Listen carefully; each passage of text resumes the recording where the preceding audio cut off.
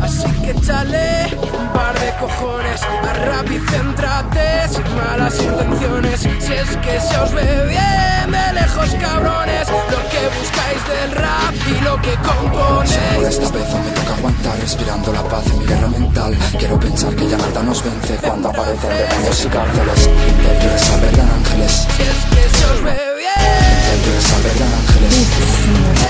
Una parte de mí te lo escupe cual perro. Yo no busco refugio en el cielo, dando palos de ciego, consumiendo veneno por si me libero de una vida de esclavo. Ey, escapando del mal, haciendo el bien. Solo me queda retomar elementos tras una conducta segura. No queda duda de quienes ayudan y quienes anulan tu moral. Yo vine a volar a 30 por hora, un fragmento solar en mi cara se estampa sin más. O bien será la droga, mi manera de amarte, describirme, sentirte y tocarte, destruirme contigo en el vientre, exhibirte feliz entre dientes. Sé que la fatiga destruye mi temple, construyéndome un templo de enero a diciembre, que te follen, hombre. Solo por esta vez me toca aguantar, respirando la paz en mi guerra mental. Quiero pensar que ya nada nos vence cuando aparecen demonios y cárceles. Ser libre, ser libre. Ser libre, ser libre.